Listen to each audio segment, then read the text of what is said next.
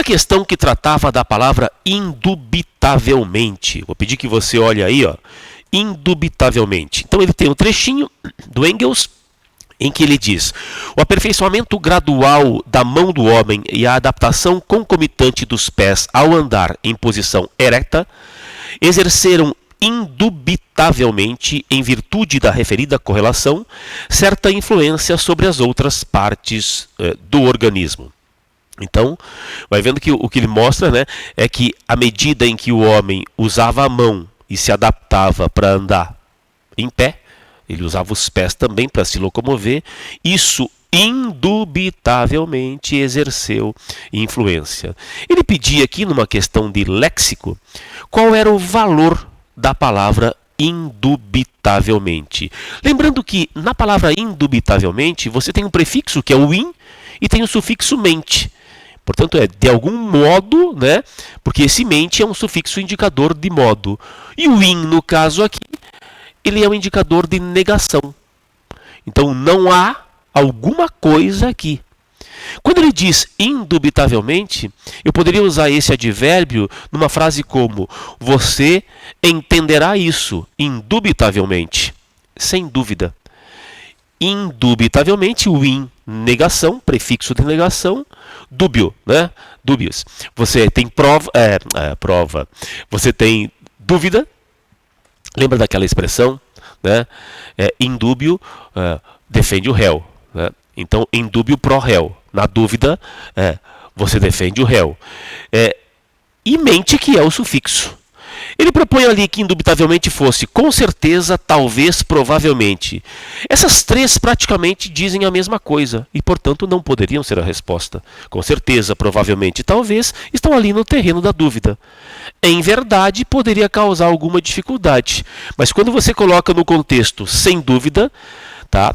Então, o uso das mãos e o uso dos pés, sem dúvida, esses dois usos exerceram uma correlação, uma influência e assim por diante. Resposta era a letra E de Equador.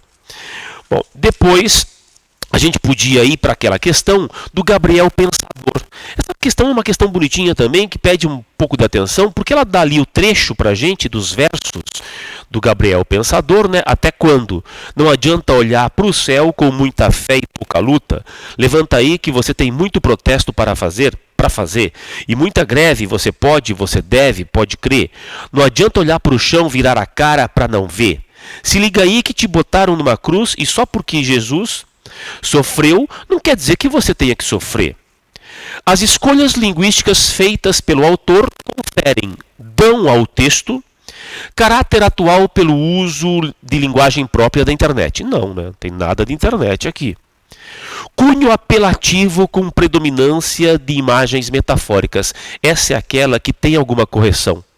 Você vai ver que ela tem alguma correção, mas ela não vai ser a correta. Porque ela tem um certo cunho apelativo, não tenha dúvida. Cunho apelativo no sentido de tentar chamar o outro para uma ação, né? Tentar influenciar o outro. Mas não predominam imagens metafóricas. O erro está na segunda porção da frase. Tom de diálogo pela recorrência de gírias. Não existe a recorrência de gírias nesse caso aqui, embora o tom de diálogo seja visível. A resposta era a letra D.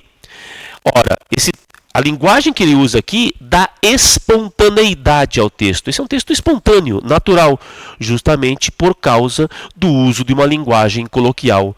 Linguagem coloquial não significa usar necessariamente a gíria, mas veja que ele tem ali: procel, levanta aí, se liga aí, que te botaram na cruz, né? Pra fazer. Todas marquinhas formais de uma linguagem muito mais solta, muito mais relaxada, coloquial. Letra D, porque é um texto que tem espontaneidade por conta dessa linguagem. Originalidade pela concisão da linguagem. Não, aqui não é o caso de ser concisa a linguagem e nem isso foi o que garantiu a originalidade. Virando a página, você poderia... Virando a página para mim, né? Pode ser que não seja para você, na minha sequência aqui de questões. Quando você tem aquela do querô, só para dar notícia para você, querô é uma abreviação de querosene, que é o nome da personagem, tá? Esse trechinho aqui é um trechinho de um romance do dramaturgo já falecido Plínio Marcos. E é a história de um menino chamado querosene, de apelido querosene, e todo o seu sofrimento em meio à vida na marginalidade. Isso em Santos, tá? Então você tem o trechinho e o repórter termina dizendo assim, e esta vai ser, esse vai ser o foco do texto. E o Querô foi exprimido, empilhado, esmagado de corpo e alma num cubículo imundo, com outros meninos. Meninos todos exprimidos, empilhados, esmagados de corpo e alma, alucinados pelos seus desesperos, cegados por muitas aflições. Muitos meninos com seus desesperos e seus ódios, empilhados, exprimidos, esmagados de corpo e alma no imundo cubículo do reformatório. E foi lá que Querô cresceu. No discurso do repórter, a repetição, essa é uma daquelas questõezinhas feição Enem, em que você percebe no enunciado a orientação. Muito dos enunciados do Enem, eles dão a deixa para você, né? Então ele diz que aqui a repetição, e a repetição é de exprimido, empilhado, esmagado, que vai aparecer 3 vezes. Né? E depois, num cubículo imundo, num imundo cubículo. Essa repetição causa um efeito de sentido de intensificação. Ele realça, é uma gradação, porque vai intensificando, tá? Construindo a ideia do que dentro desse trecho, dentro do contexto. Opressão física e moral que gera rancor nos meninos. A letra A é a resposta. Porque a repetição nesse contexto da descrição da maneira como ele foi ali, exprimido em meio a outros meninos, empilhado, esmagado de corpo e alma, naquele espaço que era o cubículo imundo, essa repetição é a que vai dar uma noção, uma dimensão literária, metafórica, à opressão vivida por aqueles meninos. E, obviamente, uma vez que oprimidos, uma vez que a toda hora, né, sofrendo com aquelas condições, adviria o rancor. Não é o caso de que esta repetição reforçasse, né, a repressão policial e social que geraria apatia nos meninos. É difícil imaginar que alguém submetido a essas condições fique apático, né? Então a pessoa ou tenta se defender ou ela vai alimentando ali raiva, ódio, que era o que ocorria. Polêmica judicial e midiática não tinha nada a ver com o que o trecho propõe, que gera confusão entre os meninos. Então eu tenho que encontrar, né, o equilíbrio entre a primeira ideia e a justificativa. E muito complicadas outras. Veja, concepção educacional e carcerária, como se isto aqui representasse um projeto de educação e prisão, que gera comoção nos meninos, que tocaria os meninos, não, né? Não, de maneira alguma. Informação crítica e jornalista que gera indignação entre os meninos, como se os meninos pudessem ter acesso a esse tipo de informação, se assim ela viesse realmente à imprensa, ao jornal, à televisão. Resposta letra A, porque aquela repetição produzia uma noção de opressão física, porque eles estavam lá empilhados, e também opressão moral, humilhados, subjugados, o que produzia raiva naqueles moleques. Letra A. Aí eu vou pedir que você procure a questão, que é bem tranquila, bem fácil, dos quadrinhos, tá? Do Rodrigo Leão. Dos quadrinhos em que você tem 2 personagens conversando, e ele traduz assim: os modernos sistemas de comunicação trouxeram consigo outras formas de linguagem. E diante de um purismo gramatical, muitos indivíduos não consideram o efeito comunicativo que alguns textos assumem. Sobre esse assunto, pode-se dizer que a imagem da tira, aqui a questão vai trabalhar com um aspecto da prova do Enem, que também tem uma recorrência, uma incidência razoável, que é a mescla, né, da natureza dos textos. Então aqui a gente vai juntar o texto verbal com o texto que não é verbal, então com o aspecto da imagem. E o que ele propõe é isso, ó. Sobre esse assunto, pode-se dizer que a imagem da tira. Então qual seria a função da imagem da tira aqui? Letra A. A imagem não constitui texto, porque a linguagem usada pelos personagens é incompatível. De fato, cada um tem uma linguagem correspondente à chamada culta. Mas dizer que as imagens não constituem um texto é ignorar justamente aquilo que dá suporte para a gente poder entender, inclusive, a piada.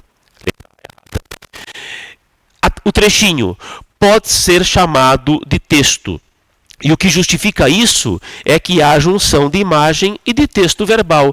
Veja que essa vai pelo caminho correto. Então, muitos de nós teríamos aí a intenção, a orientação de marcá-la como correta. Calma. C. É um texto, mas não se comunica com o leitor da atualidade porque o teor da mensagem está ultrapassado. Não. Comunica? Comunica porque ele procura, inclusive, criar um humor justamente por questionar o tipo de falar, o tipo de norma. Letra C, errada. É evidente que é um texto que está errado depois da justificativa. D. Constitui-se um texto, uma vez que há coerência de informação entre os personagens e entre eles e os leitores. Observe que aqui, o primeiro personagem vestido de uma maneira formal, né, com aquele aparato todo do universo judiciário que nós conhecemos dos filmes antigos, né, das cortes inglesas, das cortes francesas, por exemplo, do judiciário, ele vem com um discurso extremamente formal. E o rapaz, que é isso, tio? O meu português não é tão bom assim, mas pratico muito no Orkut e MSN, para ver que essa tirinha é antiga, não? E aí o outro tem um ataque. Ora, é justamente a alternativa D, aquela que é mais precisa, aquela que vem de maneira cabal, completa, mostrar o que acontece aqui, diferentemente da letra B, que diz que isso pode ser um texto, simplesmente porque une imagem e texto verbal. Quer dizer, o fato de os quadrinhos aqui poderem funcionar como um texto não se justifica pela mera junção do texto verbal com a imagem. A letra D precisa. Há uma coerência entre o que a personagem fala e como ela é representada. Portanto, a imagem aqui, a tira, tem uma função fundamental. Letra D, resposta. Letra E. É considerado um texto porque, na atualidade, o nível de registro formal perdeu a força, uma vez que o objetivo é comunicar. Bom, começa de uma maneira correta, é considerado um texto, mas aí a justificativa está completamente equivocada. Resposta à letra D também. Aí você tem uma questão que envolve o falar do mineiro. E aí, isso aqui estava na internet, né? Só os mineiros conseguem ler. E é um texto que, com um pouquinho de paciência e treino, você vai entender tranquilamente. É que pra gente pode parecer muito difícil no primeiro momento. Sapassá tá vendo na cozinha tomando um picumel e cozinhando um quilo de carne com um mastomate para fazer uma macarronada com galinha assada. Sábado passado estava eu na cozinha tomando um picumel, cozinhando um cadinho de carne, um pouquinho de carne, com massa de tomate para fazer uma macarronada com galinhada. Então ele vai brincar justamente com o modo de o mineiro falar. A ideia é a de que o texto lido revela traços de oralidade de determinada região brasileira. A diversidade linguística é, na verdade, uma das maiores riquezas da nossa cultura. Considerando a variação de linguagem como uma vantagem, o texto pode ser encarado. Bom, variação de linguagem é um daqueles outros itens que você precisa guardar, porque aparece historicamente na prova do Enem. Ter noção das variantes linguísticas e suas características. E aqui ele diz, né? Considerando a variação de linguagem como uma vantagem, esse trecho, ele veicula que tipo de noção? Não é uma noção de preconceito. Não tenha dúvida, não é uma noção de preconceito. Você pode observar, né? Só os mineiros conseguem ler.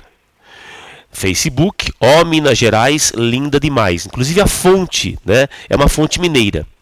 Ora, é o próprio mineiro mostrando com humor como é o seu modo de falar. Portanto, a resposta vai ser uma resposta que elimine qualquer traço de algo pejorativo ou negativo. Preconceito, na letra B, errada. Com indiferença, pois hoje em dia pouco importa o modo de falar e de escrever da população? Não, errada. Com desprezo, é errada, é o mineiro falando o seu próprio falar. Com expectativa, pois a experiência cultural e popular possibilitada pelas novas tecnologias, as pessoas podem se manifestar com liberdade. Bom, não faz sentido a relação aqui, né? O texto, na verdade, é veiculado, é construído com humor, visto que foi feita uma brincadeira na escrita por meio do registro da oralidade dos mineiros. Não era uma questão difícil, sendo uma questão de um item que é sempre presente na prova do Enem. Tranquilo? E aí um pouquinho de atenção para a fonte já ajudaria também, né? A página mineira, trazendo o falar mineiro. De novo, uma questão que envolve texto, né? Texto verbal e texto não verbal.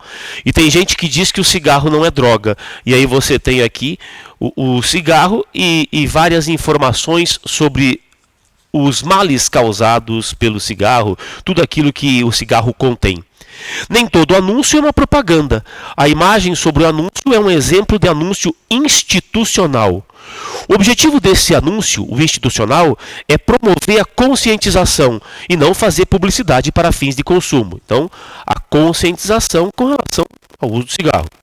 A respeito da linguagem utilizada no texto em questão, é possível dizer que nesse anúncio as palavras em caixa alta têm explicações porque são termos desconhecidos do público em geral. Não, né? Elas são destacadas, mas não que elas são desconhecidas. Os vocábulos utilizados, por trazerem termos específicos, definem quem é o público leitor da imagem em questão. Não é o fato de o vocábulo representar um termo muito específico, o seu sentido ser muito específico, que defina diretamente quem é esse público leitor.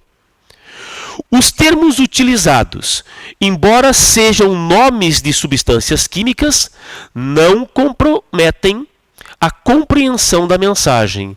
Ora, dentro do contexto, pessoal, em que você tem os termos técnicos aqui mais específicos, esses termos técnicos específicos juntos, conjugados, com a chamada aqui que é a principal. Tem gente que diz que o cigarro não é droga, e depois com a imagem aqui, é evidente que esses termos acabam não ferindo a compreensão de quem é o público leitor desse anúncio. Então, embora, apesar dos nomes de substâncias químicas, não há comprometimento da compreensão. Resposta era a letra C. As informações escritas predominam sobre o texto não verbal. Olha, predominar no sentido de ter mais frequência é correto. O que não é o qual chama mais a atenção do leitor. A imagem não é a que chama mais a atenção do leitor aqui, né? Nós temos não só isto, que diz não é droga, como temos depois também o texto escrito, apontando para cada um dos elementos presentes ali no cigarro. E para finalizar, a primeira informação do anúncio em destaque é suficiente para transmitir a mensagem. De novo, se não houvesse a conjugação da imagem com aqueles outros pequenos textos, a mensagem não estaria bem clara ao leitor. Errada a letra E também. Resposta, letra C. A gente já fez aquela que era da Clarice, do Rodrigo. Aí você tem uma questão que trata do jogo. E ele diz, o jogo é uma atividade ou ocupação voluntária exercida dentro de certos e determinados limites de tempo e de espaço, segundo regras livremente consentidas, mas absolutamente obrigatórias, dotado de um fim em si mesmo, acompanhado de um sentimento de tensão e de alegria e de uma consciência de ser diferente da vida cotidiana. Está em Homo Ludens, né? O jogo como elemento da cultura. Então ele diz que o jogo, a partir de regras que são arbitrárias, criadas para aquele fim, visando ao próprio jogo, ele é um ponto fora da curva na vida cotidiana. Ele traz uma espécie de tensão e de alegria, justamente porque ele dá a consciência para a gente que joga de que o jogo está além da vida cotidiana. Ele diz, segundo o texto, o jogo comporta a possibilidade de fruição, de aproveitamento, tá? Do ato de gozar a possibilidade de jogar. Do ponto de vista das práticas corporais, essa fruição, esse aproveitamento, esse desfrute, se estabelece por meio do Fixação de táticas que define a padronização para o maior alcance popular. Ora, desfrutar o jogo com alegria para que eles nos coloquem fora daquilo que é a vida cotidiana, a vida comezinha, as coisas comezinhas, não depende naturalmente da fixação de táticas, porque isso amarraria, né, essa fruição, esse prazer. Competitividade que impulsiona o interesse pelo sucesso. Pode ser verdade que a competitividade leve ao interesse por alcançar o sucesso, mas não que nos faça perceber a fruição de um jogo. Não é a competitividade em si que garante esse aproveitamento de um jogo. Refinamento técnico que gera resultados satisfatórios. Uma coisa é jogar bola. Outra coisa é jogar com refinamento técnico que se apreende, por exemplo, à medida que você treina muito, se desgasta, se esforça, sofre. Portanto, não é também aquilo que vai nos propiciar um momento fora da vida cotidiana com fruição. Caráter lúdico, essa era a resposta, né? O jogo nos permite essa fruição a partir de seu caráter lúdico, do seu aspecto, do seu espírito de brincadeira, daquilo que é jogo, que permite experiências inusitadas. Por isso mesmo, um ponto fora da curva dentro do painel do cotidiano. Uso tecnológico que amplia as opções de lazer. Isso não está em momento algum dentro do texto, não faz parte da imagem de jogo e daquilo que ele pode propiciar às pessoas. Uma questãozinha de texto, de interpretação, que merece um pouquinho de atenção, porque ela é puramente de interpretação, é aquela da armadilhas do dinheiro, tá?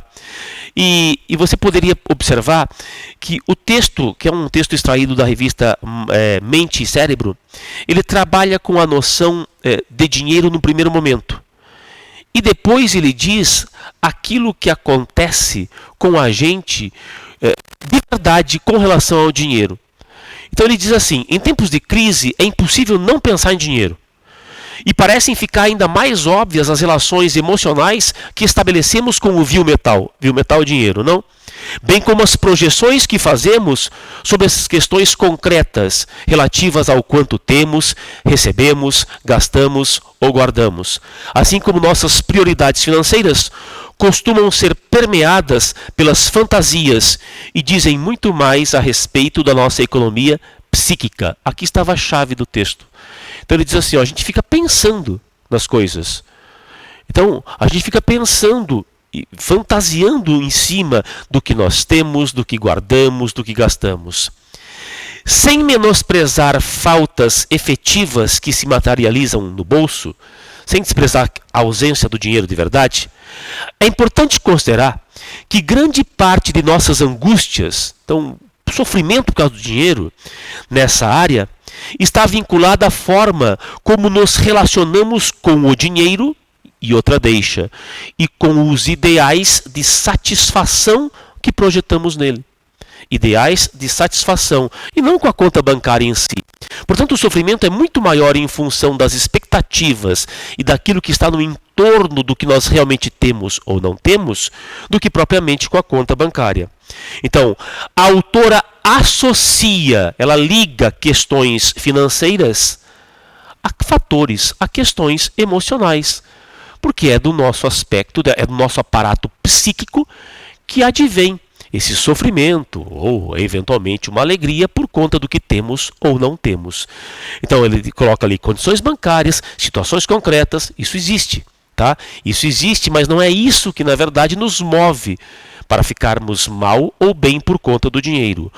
Prioridades financeiras, ideais de satisfação, até poderia ser ideais de satisfação, mas muito mais amplo e preciso dentro do contexto, fatores emocionais.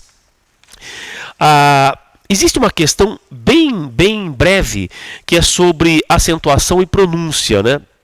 Que é aquela questão das palavras secretária, cafezinho, polícia, ruim e frequente. O que ele propõe nessa questãozinha, que é mais gramatical, é que você identifique a única palavra cuja pronúncia as pessoas, de um modo em geral, acabam confundindo. Então, secretária, ninguém confunde. Existe secretaria, é verdade, mas as pessoas, quando se referem àquele profissional que é a secretária, chamam-na de secretária. Cafezinho, as pessoas pronunciam cafezinho escrito assim, sem problema. Polícia, as pessoas pronunciam polícia. E olha, existe policia, do verbo policiar. Mas ao se referir à polícia, ou pensando, vendo um carro de polícia, por exemplo, eventualmente sem o acento, a pessoa sabe que a pronúncia é polícia. Frequente, sem o trema, porque o trema caiu, as pessoas não vão pronunciar frequente. A resposta é a letra D. A letra D apresenta uma palavra cuja prosódia, né, a pronúncia, ainda é problemática para alguns. A palavra se pronuncia ruim, como oxítona, e tem muita gente que produz ruim, tá? Como se fosse um ditongo aí. Então a pronúncia, pela norma culta, é ruim, mas existem muitas pessoas que dizem ruim. A questão sobre povos indígenas no Paraná é uma questão que mostra e que traz informações sobre como há um trabalho de aproximação de pesquisadores com 3 línguas, 3 etnias indígenas no Paraná. E 3 etnias que são o Guarani, Caingangue e Ixetá. E aí os exemplos são de palavras que já vieram e já se incorporaram à língua portuguesa. Palavras, naturalmente, de natureza indígena. A convivência entre povos de diferentes culturas transforma traços, modifica costumes e interfere na linguagem. O vocabulário da língua portuguesa falada e escrita no Brasil recebeu muita influência da linguagem indígena. A esse respeito, pode-se dizer que há exploração do capital cultural indígena, especialmente na linguagem, por causa do contexto histórico também de exploração. Veja, isso certamente, por certo, existiu. Tá? Houve uma exploração da cultura, o nosso contexto histórico mostrou exploração e sofrimento aos indígenas, mas em função do texto, não é essa alternativa que sintetiza o que o enunciado pede. Identificação entre as culturas indígenas e a que se formou a partir dos europeus. Não deixa de haver, sem dúvida. Vamos guardando aí porque pode parecer correto. Valorização do capital cultural e especialmente linguístico indígena na cultura brasileira. Ora, essa é aquela que de maneira precisa e cabal, completa, vem mostrar o que acontece dentro do texto. Porque você tem a pesquisa indo atrás do contato com essas etnias e trazendo as palavras de natureza indígena para o uso, né, dentro da língua portuguesa. E a partir daí, o enriquecimento não só do léxico em língua portuguesa, mas o enriquecimento cultural dos dois grupos, o grupo que fala português e o grupo que fala determinada língua indígena. Resposta era a letra C. Valoriza o capital cultural, principalmente linguístico, indígena, dentro da cultura brasileira. Supervalorização da cultura e da linguagem indígena, não, né? Por conta desse supervalorização. Desvalorização da linguagem indígena, não. Olha, se aplica aqui um pouco do que nós temos com relação a quando a gente fala em estrangeirismo, tá? Cuidado. Quando você tem esse tipo de aquisição na língua, o que você tem, na verdade, é um enriquecimento. Então, se uma língua vem e traz vocábulos, traz itens lexicais para um outro idioma, esse está se beneficiando. E, naturalmente, existe uma troca entre os dois conjuntos, tá claro? Resposta, letra C. Para finalizar, então, o nosso encontro, você tem aquela questão que envolve o quadrinho da Cartomante, o conto do Machado de Assis. Então ele coloca ali, né? As narrativas gráficas representam, por meio de outra linguagem, conhecidas narrativas da literatura brasileira. Elas são uma fonte muito interessante, porque além da arte das palavras, existe a arte das imagens, as quais precisam interpretar corretamente o que o texto original apresentou. A narrativa gráfica presente neste item, são dois trechinhos, é um trecho do conto chamado A Cartomante de Machado de Assis. Quem não leu deve ler. Quem não acredita nessas coisas deve ler. Quem acredita aí que precisa ler mesmo. Procura lá um texto curtinho, um clássico da literatura brasileira. A respeito das características dos textos narrativos da linguagem figurada e com base no que se pode depreender do texto lido, é correto dizer que o fragmento do texto apresenta. Bom, então, dentre os elementos da narrativa, as alternativas vão propor o que apareceu aqui nesses dois, são três, né? Nesses três quadros. Tem ali o título, né? A cartomante. Depois você tem a cena principal e você tem aqui a personagem no finalzinho do quadrinho. O que a gente encontra aqui? E veja que alguém, lembrando do conceito de intertextualidade, já resolveria essa questão imediatamente. Porque se você observar, além do título, logo ali você tem assim, ó. Hamlet observava a Horácio que há mais coisas no céu e na terra do que sonha a nossa filosofia. Então o texto começa citando Shakespeare. Quer dizer, o Machado de Assis lá no livro abre, no conto, ele abre o enredo, a história, fazendo a citação a Hamlet. E esse tipo de citação, esse toque no outro texto, é a intertextualidade. Só por isso, pessoal, a gente já mataria a questão. Por quê? Porque se você olhar as alternativas, a única que oferece intertextualidade é a letra C. Ela propõe personagens, e a gente vê aqui personagens, narrador. Tem o narrador, evidentemente, né? Porque nós temos aqui, ó, em cima do quadro principal, o narrador.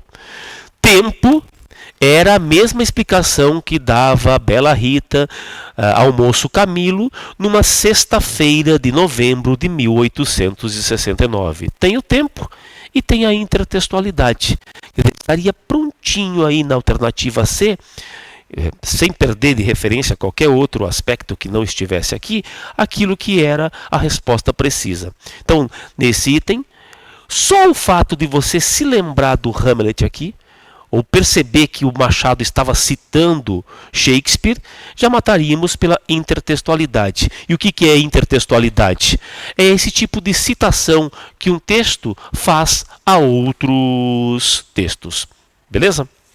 Bom, foi um pouco longo, né, mas eram muitas questões. Eu espero que você tenha ido bem e espero que possa ter ajudado. Valeu? Até mais.